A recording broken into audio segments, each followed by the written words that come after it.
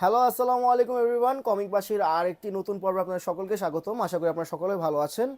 অমরশোর একটা রিভিউ করেছিলাম। এরপর ভিন্নধারা কমিক্সের আরেকটা কমিক অলিক, এটা রিভিউ নিয়ে আসলাম। এরপরে ভিন্নধারা কমিক্স আর কোনো কমিক করেছি কিনা আমার জানা মতে নেই, কিন্তু এই দুইটাই আমার কালেকশনে ছিল। এরপরে অনেক বছর হয়ে গেছে, আপনার ভিন্নধারা কমিক্সের কোনো খোঁজ নাই, ইনঅ্যাক্টিভ তারা। তো এটা হলো একটা মানে কম্পাইলেশন, একটা কয়েকটা গল্প নিয়ে এটা করা। এখানে কয়েকটা গল্প আছে। আম, তো এখানে প্রথম গল্প হলো ইসাদোরা।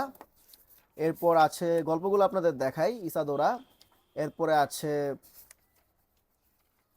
আম, ইসাদোরার পরে আছে হলো আম, দাঁড়ান, এখানে একটা গল্প আছে, লেখক একটা গল্প লিখতে চান। এটা একটা গল্প, এটা কমিক গল্প মিলায়। এরপরে আছে এরপরে একটা স্টোরি আছে, এটা নামটা আমি জানি না। এটা অনেক সরকারের আঁকা। অনেক সরকারের আঁকা আমার ফেভারিট আর্টিস্ট, অনেক সরকারের আঁকা এটা। তো মনশ্চক্ষু, এটা অনেক সরকারের আঁকা। লেখা হলো শ্রাবণ মেহেদী রাহুল। অনেক সরকারের খুবই সুন্দর ইলাস্ট্রেশন, আমার one of the favourite artist. একটি বেনামি গল্প। এরপর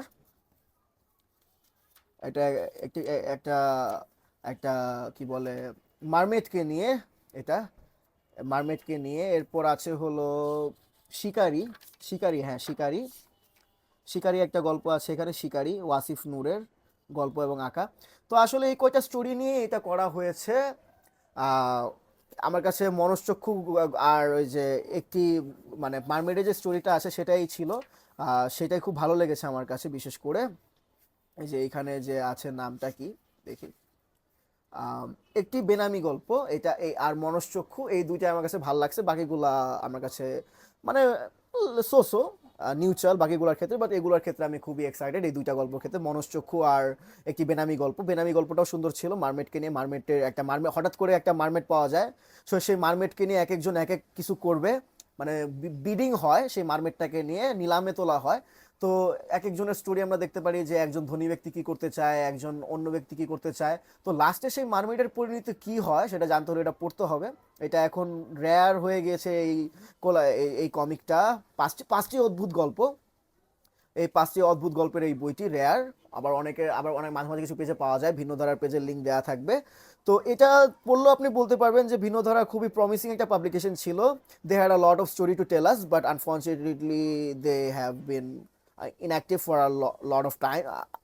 তারা অনেক বছর থেকেই ইনঅ্যাক্টিভ, যেটা খুবই দুঃখজনক। যেটা আমি আমার অমর্ষের রিভিউতেই বলেছি, যে একটা পাবলিকেশন এরকম করে ইনঅ্যাক্টিভ হয়ে গেলে, যারা এত প্রমিসিং ছিল, তখন খুবই খারাপ লাগে। তো যাই হোক, আপনাদের সাথে শেয়ার করলাম এই দুইটা কমিকই ভিন্ন ধারার থেকে বের হয়েছিল। আরও কিছু বের হয়েছে কিনা আমি জানি না, কিন্তু আমার জানা মতে আহ, এই দুইটাই বের হয়েছে, আমার কালেকশনে আছে। আরও যদি কিছু থাকে আমাকে আপনারা কমেন্টে জানাতে পারেন। তো এই ছিল আজকের ভিডিও। দেখা হচ্ছে অন্য একটা রিভিউ ভিডিওতে। চ্যানেলটিকে সাবস্ক্রাইব করবেন ইউটিউবে থেকে থাকলে, আর ফেসবুকে থেকে থাকলে পেজটিকে লাইক অ্যান্ড ফলো করবেন। তো আনটিল দেন, গুড বাই।